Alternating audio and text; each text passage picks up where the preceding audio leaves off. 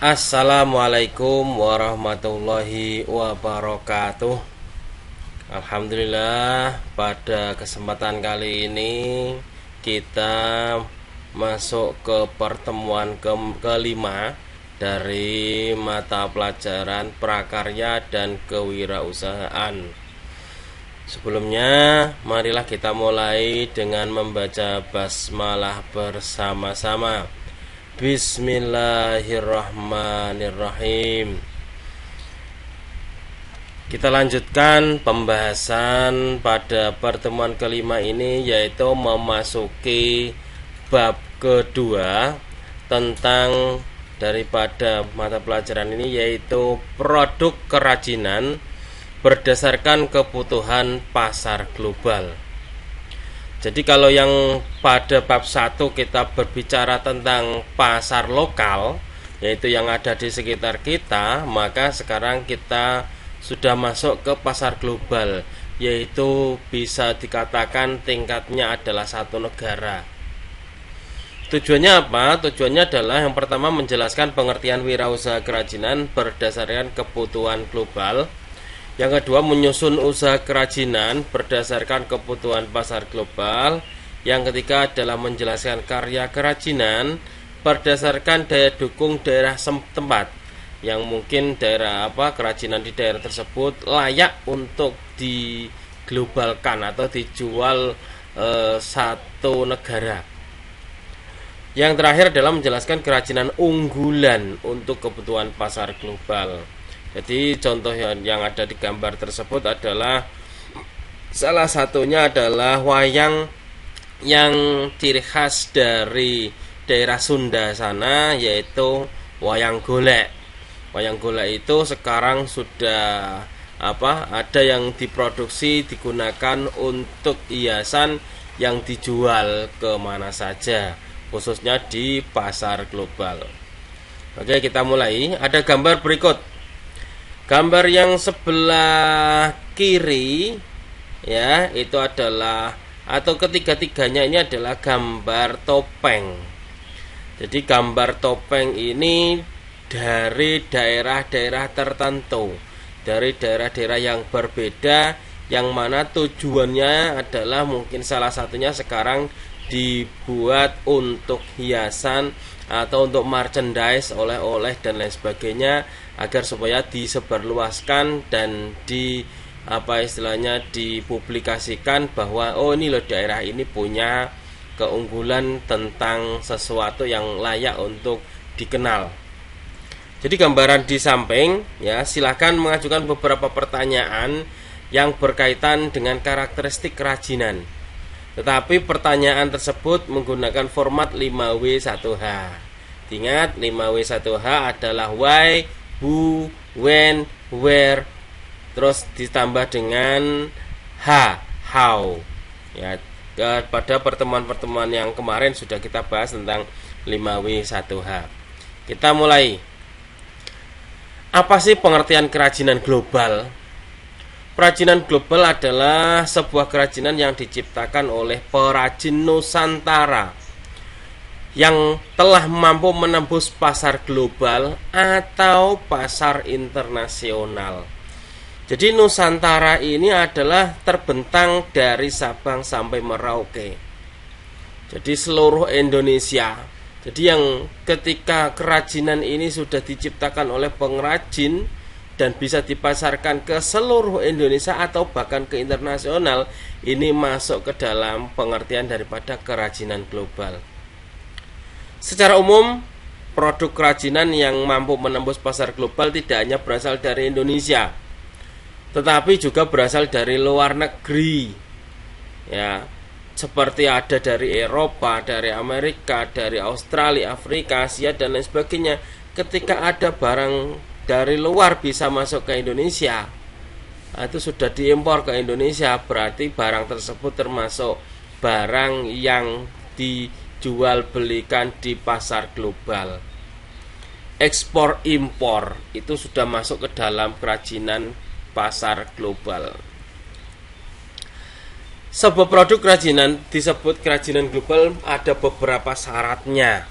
Yang pertama, memiliki kualitas standar internasional. Standar internasional itu bisa disebut kalau istilahnya adalah ISO, International Standard Operation, atau bisa dikatakan International Standard Organization. Pokoknya itu istilahnya ISO ya.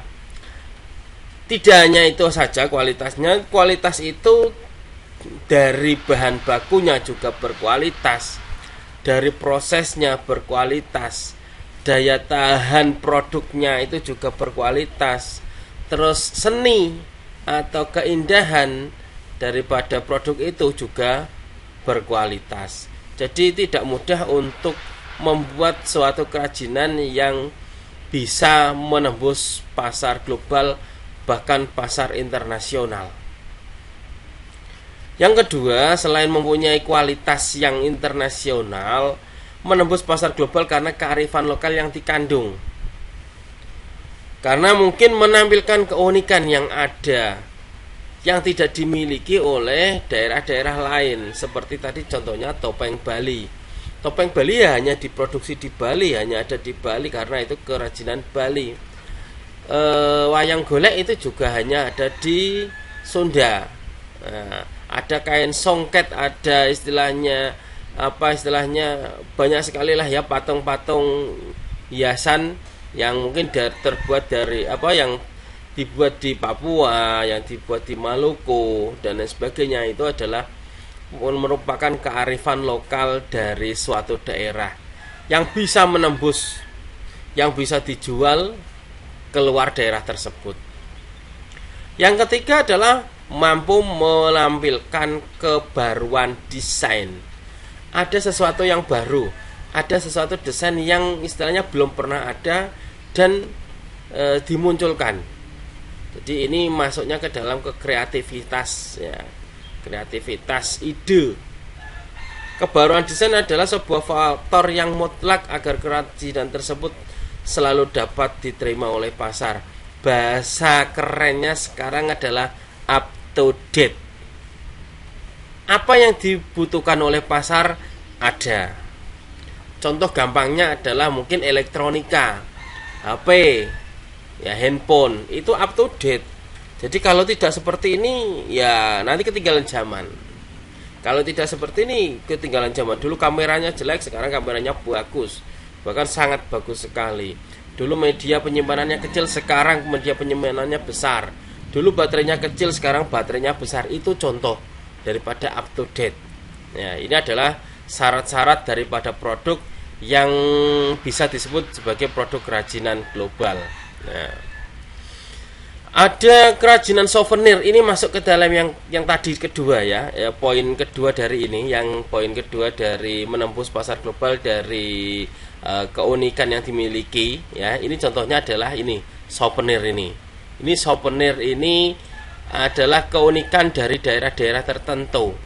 Sekarang mungkin dibuat versi mininya, dibuat versi kecilnya agar supaya bisa dijadikan sebagai pajangan, atau mungkin dipasang di almari, atau mungkin sebagai gantungan kunci, atau sebagai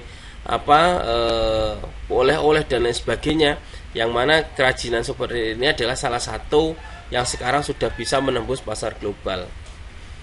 Kalau kita berkunjung ke tempat-tempat tertentu, contoh tempat wisata Borobudur, nanti akan ada di situ souvenir seperti gantungan kunci bentuk Borobudur, terus kaos gambarnya Borobudur, terus nanti hiasan dari cor-coran logam itu juga dari Borobudur, bentuknya Borobudur.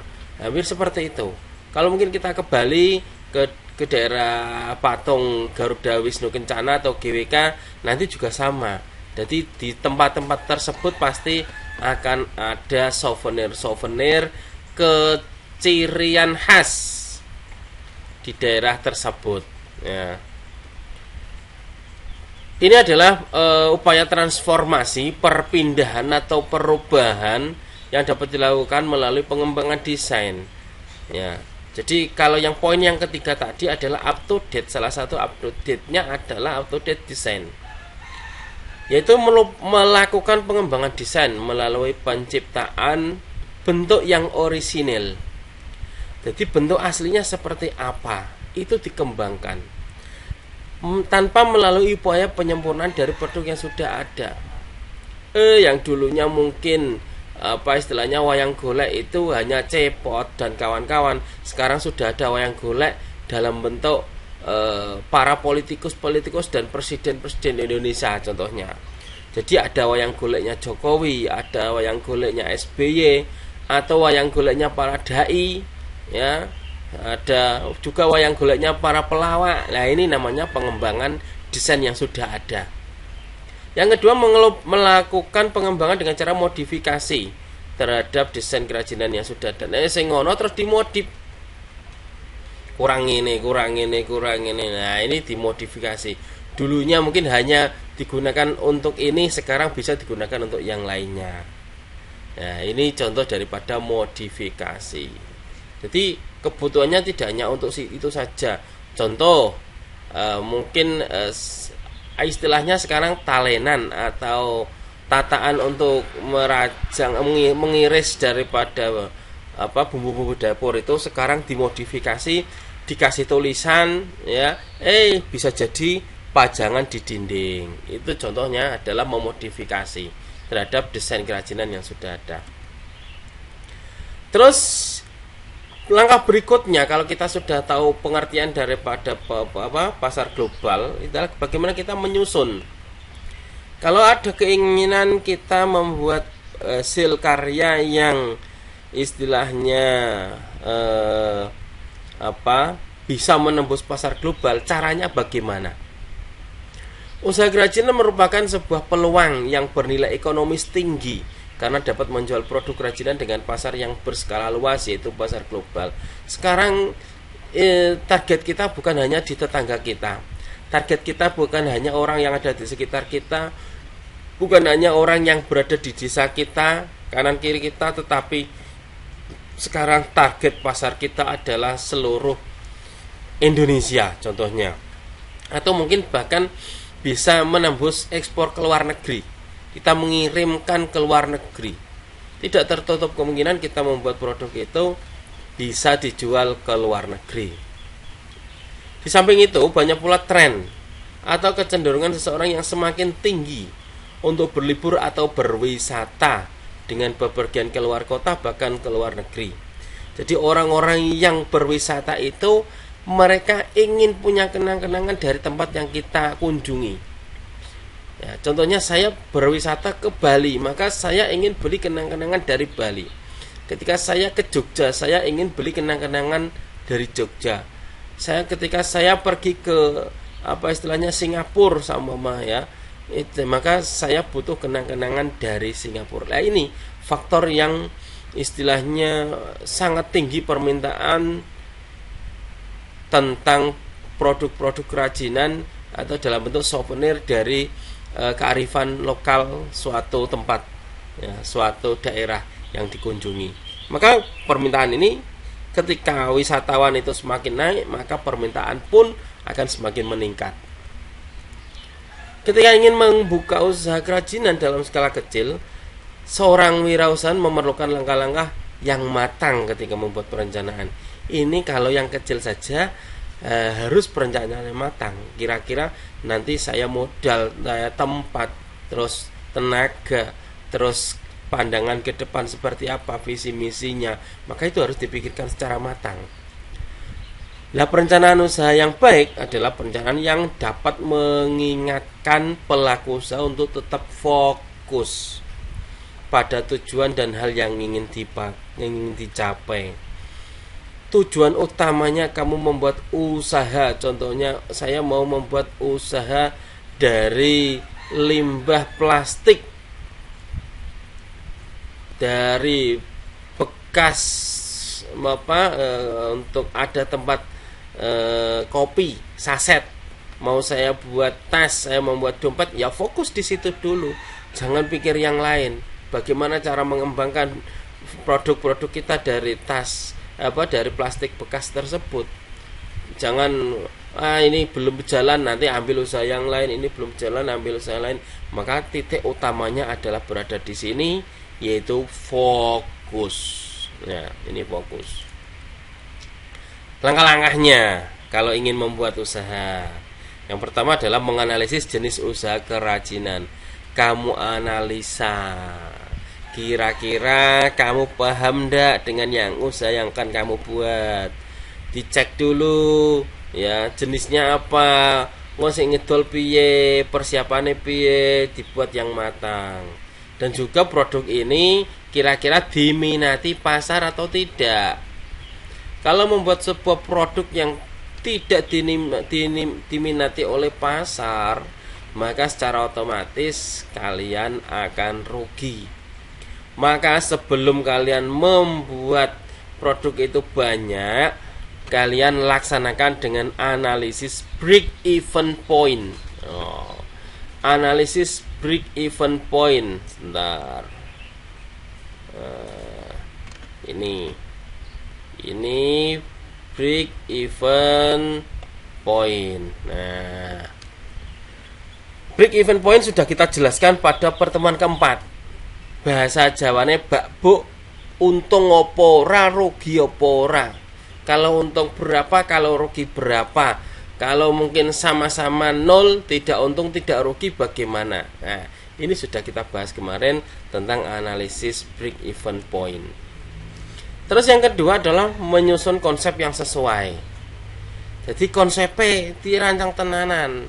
Jadi bagaimana merencanakan keuangan, pengelolaan, pengembangan target hingga mencapai strategi pemasaran, strateginya. Kira-kira piye cara nembuk masarnone piye? Ya. Kalau kalian tidak punya strategi ya bar, ya, selesai.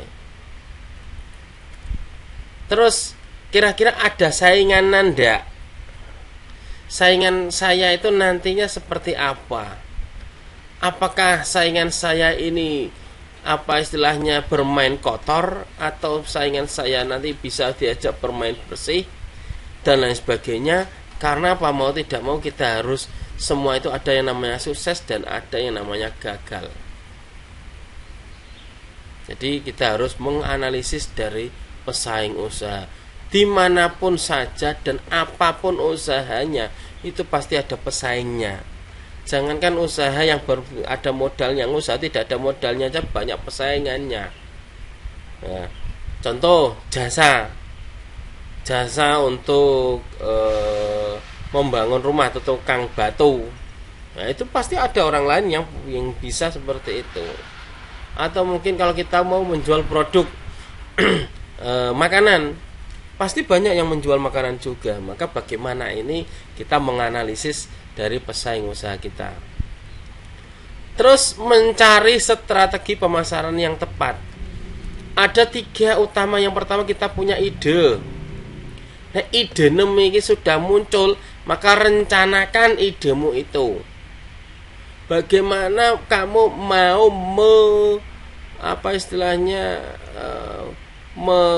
mengeluarkan ide yang ada di otak kamu atau ide yang ada di pikiran kamu itu menjadi kenyataan, maka direncanakan, diplan. Setelah plan matang baru kamu aksi, laksanakan aksimu itu. Nah, rencananya apa? Kita harus mencari pemasaran yang tepat sasaran. Kalau sasarannya anak-anak, ya bagaimana cara menjual ke anak-anak. Kalau sasarannya ke ibu rumah tangga, ya bagaimana menjual ke ibu rumah tangga. Kalau mau ke sasarannya adalah anak-anak milenial cah nom-nom, ya bagaimana membuat sasaran tersebut. Nah, ini. Selain itu juga sebagai orang yang berwirausaha yang profesional harus memiliki laporan keuangan. Jadi dari tadi kita menganalisis break even point, kira-kira nanti kita akan tahu rugi atau untung itu dari laporan keuangan. Jadi kalau sebuah usaha tanpa laporan keuangan, ya bisa dipastikan usaha tersebut nanti tidak akan bertahan lama, karena tidak tahu usaha saya ini untung atau tidak, rugi atau tidak. Inilah pentingnya tim akuntansi atau tim bagian keuangan di sebuah perusahaan ya. Terus yang agak sulit juga adalah menjaga kualitas produk. Mungkin di awal-awal produknya bagus, tahan lama, awet.